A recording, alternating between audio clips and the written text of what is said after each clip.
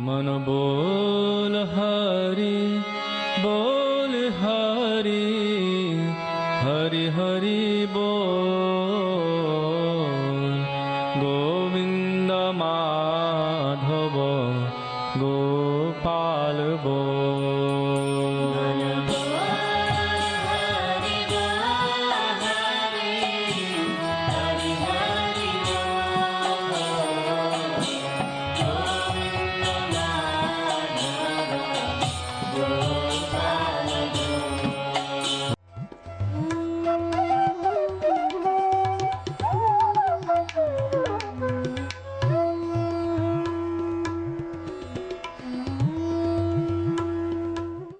विष्णुपाद अष्टोत्तर शत श्री श्रीमद् भक्ति वेदांत नारायण गोस्वामी महाराज जी का शुभ आविर्भाव सन 1921 में बिहार के बक्सर जिले में मौनी अमावस्या के दिन अर्धरात्रि में हुआ था।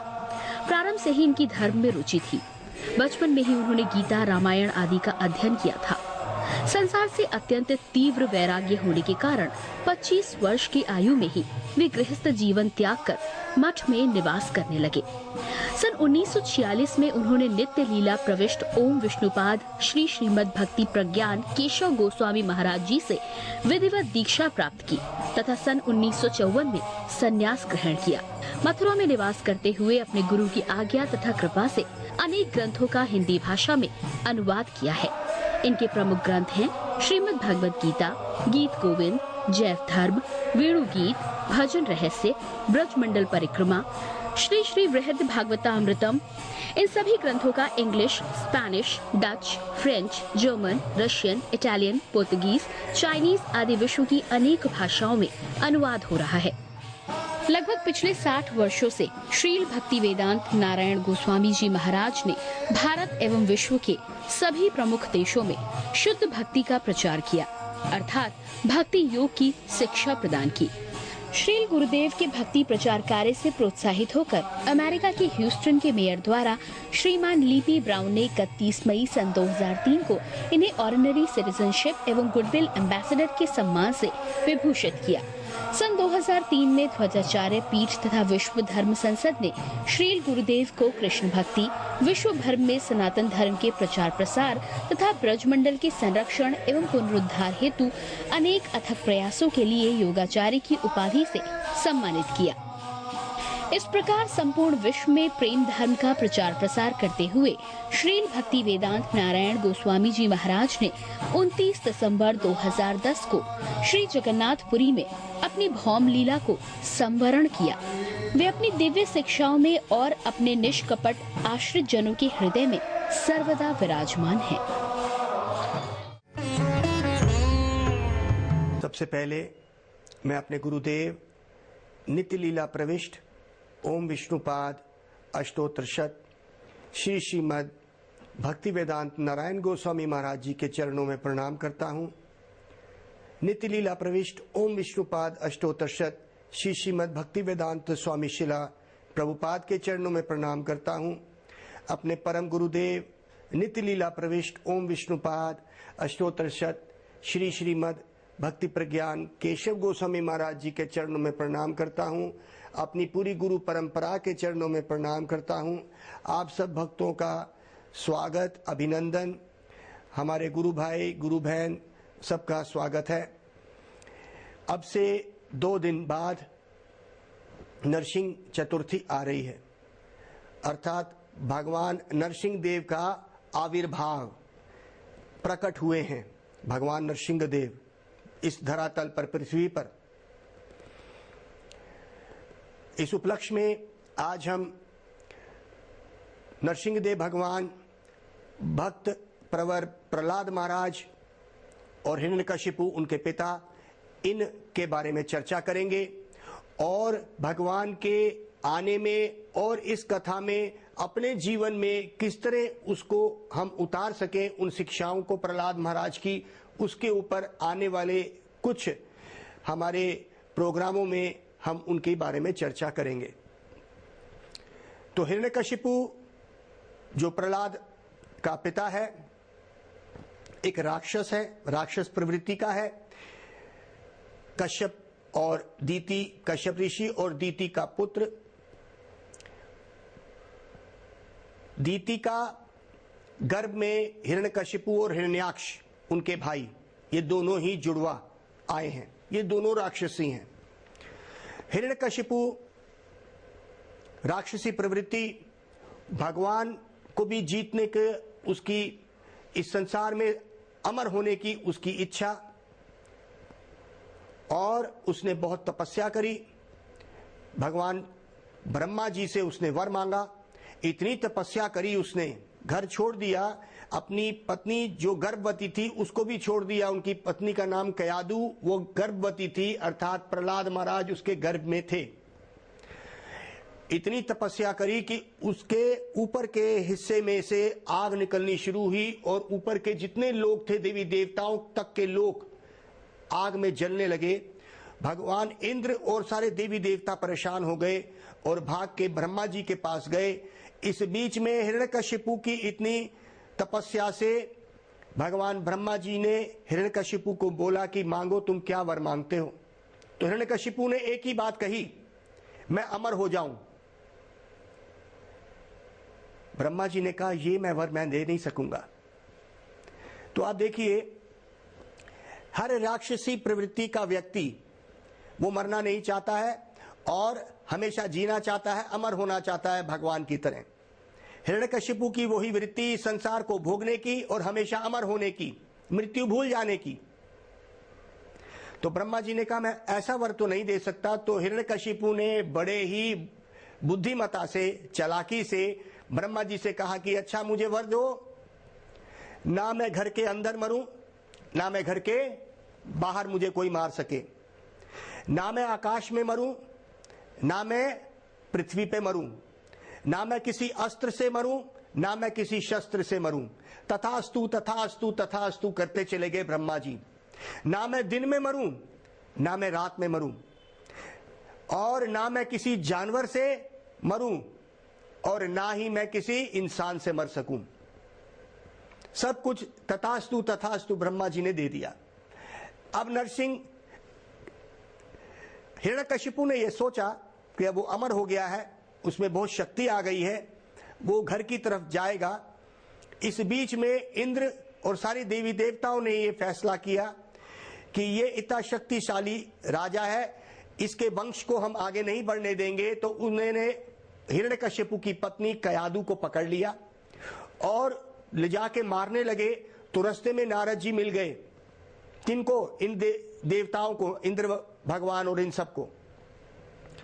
तो नारद जी ने कहा, देखो ये तो बहुत बड़ा अपराध है, पहले तो ये स्त्री और दूसरा ये गर्भवती, इतना पाप मत करो। तो नारद जी के समझाने पे इंद्र ने कयादु को छोड़ दिया। नारद जी ने यह भी कहा कि इसके गर्भ में एक बहुत बड़ा भक्त है। तो इंद्र ने मान लिया और कयादु को छोड़ दिया। कयादु जो प्रहलाद की मां है और हिरण्यकशिपु की पत्नी। अब क्योंकि हिरण्यकशिपु गया हुआ है तपस्या के लिए, तो प्रहलाद कयादु नारद जी के आश्रम में रही। वहां नारद जी ने उसको भागवत सुनाई। और सुन कौन रहे थे? कयादु तो सुन रही थी और गर्भ में बैठे हुए प्रहलाद सुन रहे थे।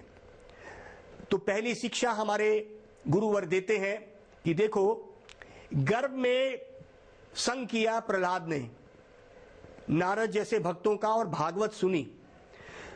तो जो आजकल के हमारे विज्ञान जो है वो ये कहता है, अरे गर्भपात कर दो। गर्भपात कर सकते हैं, अबॉर्शन कर सकते हैं, बड़ी बड़ी क्लिनिक खुल गई हैं। ऐसे पाप, क्योंकि प्रहलाद महाराज ने भागवत सुनी और पूरी चेतना में थे मां के गर्भ में। तो इस बात से भागवत की ये पता चलता है कि गर्भ में बैठा हुआ जो बच्चा है उसके अंदर पूर्ण चेतना होती है। तो अगर हमारी सरकारें जो इस आज कलयुग में चल रही हैं, किसी भी देश की सरकार जहां पे गर्भपात कर दिया गया है कि भाई ठीक है, तो ये बहुत ही गलत चीज है, क्योंकि ये हत्या है, ये साक्षात हत्या है। लेकिन गर्भ में अगर हम भोग विलास में तो पढ़ सकते हैं, स्त्री पुरुष भोग विलास में पढ़ के बच्चों की जहां तक कार्य आता है कि हमें उनका रिस्पॉन्सिबिलिटी, जिसको हम कहते हैं कि हमने उनका कार्य बोझ उठाना पड़ेगा, लेकिन वो हम नहीं लेना चाहते। और खासकर अगर गर्भ जो है वो लड़की का गर्भ है, अगर उसमें कन्या है, तब तो एकदम ही उसको गर्भपात कर दो। ये एक पाप है, ये शास्त्रों के हिसाब से महापाप है। जो स्त्री पुरुष भोग विलास में पड़ते हैं और गर्भपात करवाते हैं, और ऐसी सरकारें जो ऐसे ऐसे बड़े क्लिनिक को खोल देती हैं, ये एक सरासर हमारे शास्त्रों के हिसाब से महापाप है। अगर हम बच्चे चाहेंगे और भोग विलास में रहेंगे, बच्चे नहीं चाहेंगे, ये एक बहुत बड़ा अपराध है। और अब हमारे शास्त्रों में ये कहा गया है कि गर्भ धारण संस्कार होना चाहिए गर्भ में बच्चा आने से पहले, अर्थात गुरु वैष्णवों के संग में जाके उनसे आज्ञा लेके हम इस गर्भ धारण संस्कार को कर सकते हैं। जैसे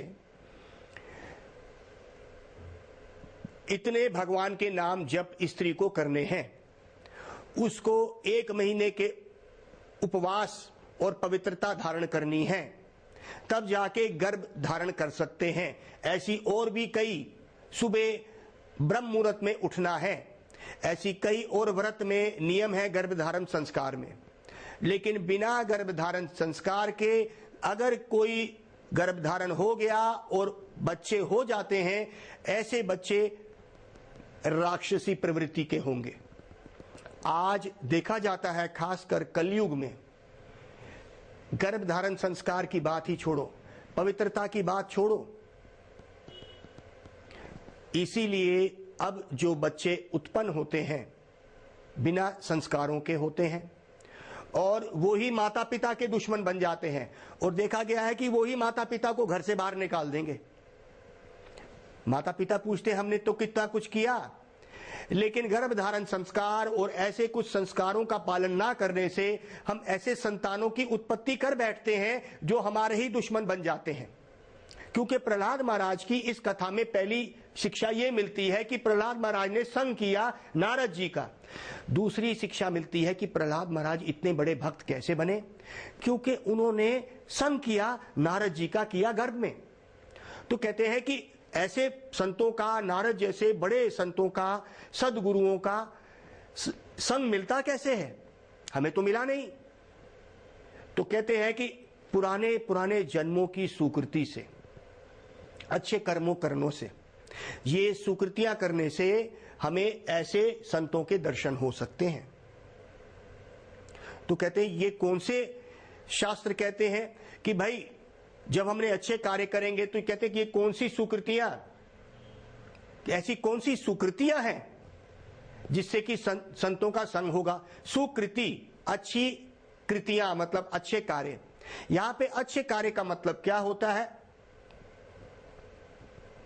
अच्छे कार्य का मतलब ये नहीं है कि गरीब को खाना दे देना। यहां पे अच्छे कार्य का मतलब है जाने अनजाने में किसी भक्त की सेवा कर देना, जाने या अनजाने में। प्रहलाद महाराज के पिछले जन्मी की कथा सुनिए। प्रहलाद महाराज अपने पिछले जन्म में एक बहुत बड़े ब्राह्मण परिवार में पैदा हुए, लेकिन अच्छे गृहस्थ में रहे, और लेकिन एक वैश्या के साथ उनका संबंध हो गया। उस वैश्या के साथ संबंध होने से, अब ये अवैधिक संबंध था, एक दिन उस वैश्या से प्रहलाद की कुछ झगड़ा हो गया। और वो झगड़ा कहां हुआ? एक गांव के कोने में जाके एक मंदिर था, वो मंदिर था नरसिंह भगवान का। उसी में ही वैश्या से मिले प्रहलाद। आज लड़ाई हो गई, दोनों एक दूसरे का मुख नहीं देख रहे और पीट करके बैठे हैं, सारा दिन कुछ नहीं खाया है, नाराज है एक दूसरे से। लेकिन वो दिन नरसिंह चतुर्दशी का ही दिन था और वो नरसिंह मंदिर था। अनजाने में प्रहलाद ने भी और उसकी वैश्या ने व्रत रख लिया जाने अनजाने में कुछ नहीं खाया क्योंकि एक दूसरे से लड़े हुए थे। अब क्या हुआ, सारा दिन निकल गया, उन्होंने व्रत रख लिया। तो अगले जन्म में कहते हैं कि प्रहलाद वही वैश्या की अनजाने सुकृति की वजह से मंदिर में किया हुआ व्रत, अब वो प्रहलाद महाराज बन गए और नरसिंह देव उनको बचाने आ गए। तो कहते हैं कि भाई प्रहलाद महाराज के पहले नरसिंह भगवान थे, भाई भगवान तो सनातन है। प्रहलाद महाराज और नरसिंह भगवान की इस कथा को की वजह से नरसिंह भगवान और प्रहलाद महाराज दोनों ही आगे उनकी ख्याति हो गई। नरसिंह भगवान तो सनातन ही हैं। भक्तिस्तु भगवत भक्त संगेन परिजायते सत्संगे न प्राप्ते पुभी पुरा सुकृतैर पूर्व संचितै।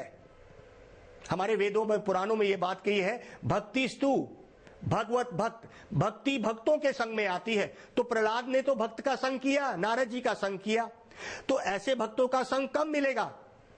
भक्तिस्तु भगवत भक्त संगे न परिजायते, उनके संग से परिजात होती है, भक्तों के संग से भक्ति आती है। तो भक्तों का संग कहां मिलेगा, भक्त कहां मिलेंगे? खासकर कलयुग में तो भक्त होते ही नहीं है। सब लोग पैसा, प्रतिष्ठा, इन सब चीजों में लगे रहते हैं, अपने आप को भक्त दिखा देते हैं। तो भक्त तो वो होता है जिसके अंदर कोई लालच नहीं है और वो शुद्ध भक्ति का ही ज्ञान देना चाहता है और उसी में ही मन रमण करता है। तो कहते भक्तिस्तु भगवत भक्त संगे न परिजायते। तो ऐसे भक्तों का संग कहां मिलेगा? सत्संगे न प्राप्ते। ऐसा सत्संग प्राप्त कैसे होता है? सत्संगे न प्राप्ते सुकृतिर पूर्व संचित है, पूर्व जन्मों की, पुराने जन्मों की अच्छी जो क्रियाएं, जो सुकृतिया का मतलब क्या हुआ कि जाने अनजाने में किसी भक्त की सेवा करना। तो प्रहलाद महाराज ने उस मंदिर में ही भगवान की सेवा कर दी, व्रत रख लिया। उस वो वैश्या भी अगले जन्म में प्रहलाद की पत्नी बन के आई। तो जाने अनजाने की सुकृतियां, अच्छे कार्य जाने अनजाने में किसी भक्त के कर दी सेवा हमने। देखिए जाने अनजाने की ये जो सुकृतियां हैं, देखो कैसे कैसे हैं। हमारे शास्त्र में हमारे गुरुदेव कई बार इसका बखान करते हैं। कहते हैं कि एक दिया जल रहा है, ये हमारे पुराण में कथा है। भगवान के सामने दिया जला के पुजारी चला गया, वहां पे भोग भी लग रहा है। एक चूहा आया, उसने उस भोग को खाने की कोशिश करी और खाया होगा। उसके एक मूंछ चूहे का बाल उस आरती के उस लौ में लग गया और एकदम आग लग गई चूहे को। और वो 1 मिनट की आग जो शरीर में से निकली, चूहे के शरीर को जलाती हुई, भगवान ने उसको आरती के रूप में ले लिया। और कहते हैं कि उस चूहे की आत्मा एक विष्णु रूप लेके वैकुंठ धाम चली गई। भगवान ने उसको भक्ति मान लिया। ऐसे ही कहते हैं, पुराण में एक और कथा आती है।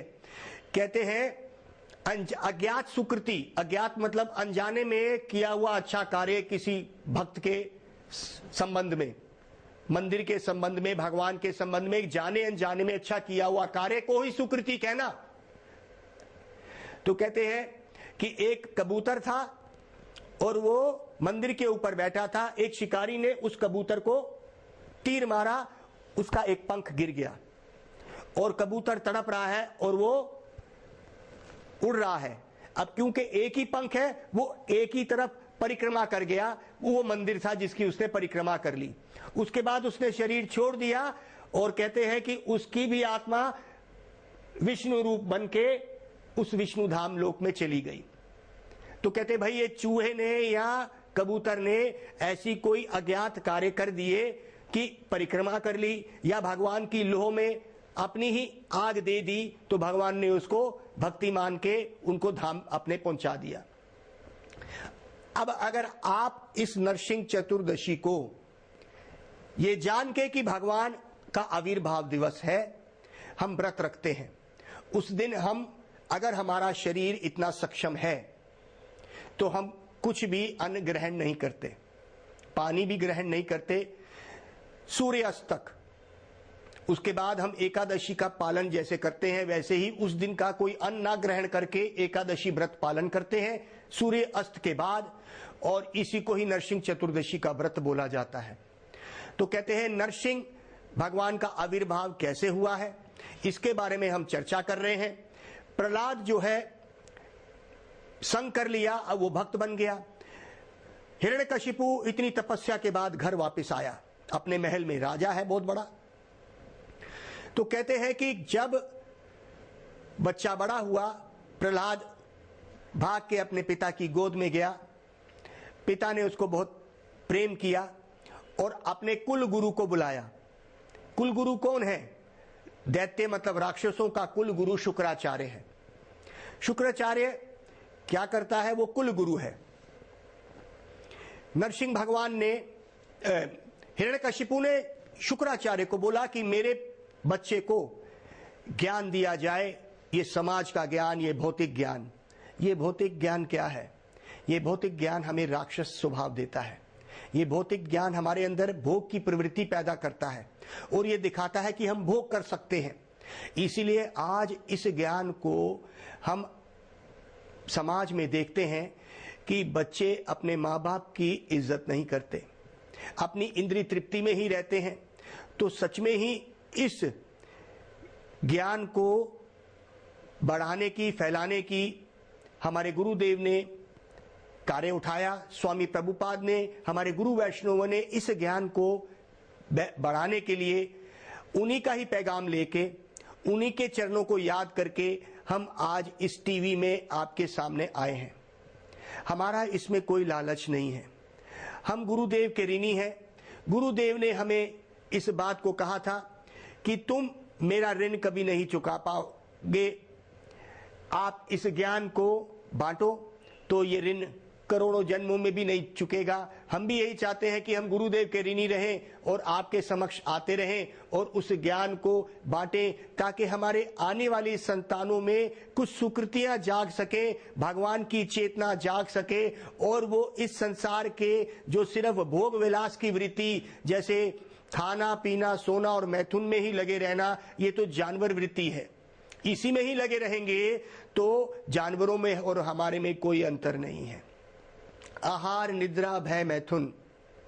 आहार मतलब खाना, निद्रा सोना, भय मतलब डर के एक चार दीवारी का घर बनाना, और मैथुन करना मतलब उसके अंदर सेक्स करना। इताद पशुभिर च नरानाम।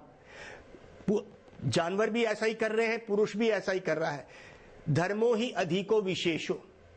इताद पशुभिर च नरानाम धर्मो ही अधिको विशेषो। धर्म विहीना पशु भी समाना। ये तो चार वृत्तियां जानवर भी कर रहे हैं और पशु भी। तो जानवर और पशु में क्या अंतर रह गया? इसीलिए पशु तो कुछ भी कर सकता है, उसका कोई सिद्धांत नहीं है। जिस मां ने उसको जन्म दिया उसी मां के साथ वो मैथुन कर सकता है। उसके अंदर बुद्धि नहीं है, मनुष्य में बुद्धि है। ऐसा ना हो कि हम इस जानवर के स्तर पे आ गए हैं। जब तक हम इस ज्ञान को नहीं बांटेंगे हम ये नहीं समझ सकते कि हम कौन हैं, भगवान ने हमें यहाँ पे क्यों भेजा है और जीवन का क्या लक्ष्य है। एक दिन यहाँ से सब कुछ छूट जाएगा। ये सब मनुष्य जीवन का ही उद्देश्य है, समझना। आज मेरे माता पिता हैं, कल वो छूट जाएंगे। आज मैं जवान हूं, कल मैं बूढ़ा हो जाऊंगा। इन बातों को जानवर नहीं समझ सकता, हम समझ सकते हैं। यही मनुष्य और जानवर में अंतर है। इसी संदेश और ज्ञान को देने के लिए हम आप सब भक्तों के समक्ष आए हैं। भगवान को समझना मनुष्य जीवन का लक्ष्य है, इसके अलावा कोई और लक्ष्य नहीं होना चाहिए। हम इस संसार में झूठा प्रेम देते हैं, भगवान को भूल के, और धोखा खा जाते हैं। तो कहते हैं कि प्रहलाद महाराज के गोद में, हिरण्यकशिपु की गोद में प्रहलाद महाराज बैठे हैं और शुक्राचार्य जो गुरु हैं उन्होंने अपने दो बच्चों को, संद और अमर्क, जो कुल गुरु के बच्चे हैं, वो गुरु बन गए प्रहलाद के और उनके स्कूल में दाखिला हो गया प्रहलाद का। अब वो इस संसार को भोग कैसे करना है, इस संसार की भोग वृत्ति कैसे बढ़ाई जाए, और मैं ही इस संसार का मालिक हूं मृत्यु को भूल के, ये राक्षसी प्रवृत्ति की ज्ञान है। ऐसा ज्ञान वो दे रहे हैं। लेकिन प्रहलाद तो भक्त था, क्योंकि उसने भक्त का संग किया था। पहली बात तो याद रखिए, भक्ति तो भक्तों के संग से आती है। जो व्यक्ति कहे कि हम घर बैठ के भजन कर रहे हैं, वो धोखे में है। भक्ति तो भक्तों के संग में आएगी, उसके बिना ये भक्ति नहीं आ सकती, ये जान लीजिए। और भक्त भी कैसे? जो निष्काम होंगे और जिनके पास भक्ति है। जिनके पास नहीं है और वो बहरूपिया बन गए हैं, वहां पे धोखा होने वाला है, आज नहीं तो कल। एक गुरु गिर गया, हमने खबर सुनी। अरे भाई, गुरु कभी गिरते नहीं हैं। एक साधु गिर गया, वो साधु था ही नहीं, आपको अब पता चला। वो गुरु था ही नहीं, आपको अब पता चला। वो पहले भी नहीं था, गिरा तो वो पहले ही था, लेकिन वो भेष में था, उसका भेष झूठा था, आप समझ नहीं पाए। इसलिए साधु कभी नहीं गिरता, ना गुरु गिरता है, लेकिन हम उसको झूठी पदवी दे देते हैं, ये साधु है। इसीलिए आज बदनाम कर दिया साधुओं को या गुरु को। गुरु कभी नहीं गिरता। गुरु वो होता है जो हमेशा भगवान के प्रेम में मग्न रहता है। साधु वो होता है जिसकी कोई भी आसक्ति इस संसार में नहीं है, भगवान के चरणों में है। लेकिन हम साधु की पदवी इतनी आसानी से दे देते हैं, हम गुरु की पदवी किसी को भी दे देते हैं, क्योंकि हम झूठे गुरु अपनाना चाहते हैं। प्रहलाद महाराज क्या कहते हैं? अंध यथंदैर उपानी मनसा, एक अंधा दूसरे अंधे के पीछे लग के खाई में गिरने वाला है। इसीलिए ये नहीं कहेंगे, ये अपराध हो जाएगा उन सदगुरुओं के चरणों में अगर हम कहेंगे गुरु आजकल के गिर जाते हैं। अरे भैया, वो आजकल के गुरु नहीं थे, वो भेषधारी थे, देवरजस्त। वो अपने सिर्फ शरीर में लाल कपड़े डाल के घूम रहे थे, उनके हृदय में कई ऐसी रंगीनियां थी, पहचाना आपने अब। इसलिए गुरु या साधु कभी गिरता नहीं है, क्योंकि साधु के अंदर के लक्षण है कि वो भगवान के प्रेम में रहता है। तो समय अभी कम है, हम चाहेंगे कि इस धारा को हम आगे बढ़ाते रहें। प्रहलाद की ऐसी कुछ शिक्षाओं पे हम मनन करेंगे। संत और अमर उसको लेके गए। बाप ने वापस दोबारा, जब शाम को बच्चा वापस आता है, हिरण्यकशिपु ने पूछा प्रहलाद से, आज क्या सीखे? तो भक्त प्रहलाद ने क्या कहा, आपको ये सब पता है। उनकी शिक्षाओं को हम अगली बारी लेंगे। प्रहलाद ने कहा कि इस ब्रह्मांड को बनाने वाला भगवान है। हिरण्यकशिपु ने कहा, और कहते हैं मुझे भी बनाने वाला भगवान है और आपको भी बनाने वाला भगवान है। हिरण्यकशिपु ने कहा, नहीं, तेरे को बनाया मैंने, तेरे को मैंने पैदा किया। पर एक बात बताइए, आज के पिता की भी यही वृत्ति है कि मैंने इसको पैदा किया। मैं ये पूछता हूं, क्या आपने जिस बच्चे को पैदा किया उसका एक बाल भी बना सकते हैं? एक बाल, एक सर का बाल नहीं बना सकते हम। नाखून पैदा कर सकते हैं हम अपने आप? नहीं कर सकते। हम किस बात तरह के बाप या मां बन जाते हैं? सब कुछ भगवान करने वाले हैं। इस बात पे हिरण्यकशिपु को बड़ा गुस्सा आया, क्रोध आया। उसने शुक्राचार्य को बुला के बहुत डांटा और कहा कि हम तुम्हें सूली पे चढ़ा देंगे, हम तुम्हें मार देंगे अगर मेरे बच्चे को ऐसी शिक्षा दी। तो मेरे बच्चे को अच्छी शिक्षा दो। उन शिक्षाओं का, प्रहलाद महाराज की शिक्षाओं का अगली बारी हम विश्लेषण करते हैं। इसलिए आप मेरे साथ बोलिए, हरे कृष्णा कृष्णा कृष्णा हरे हरे, हरे राम राम राम हरे हरे। गौर प्रेमानंदे हरि हरि बोल। मन बोल हरि बोल हरि, हरि हरि बोल। गोविंद माधव गोपाल बोल।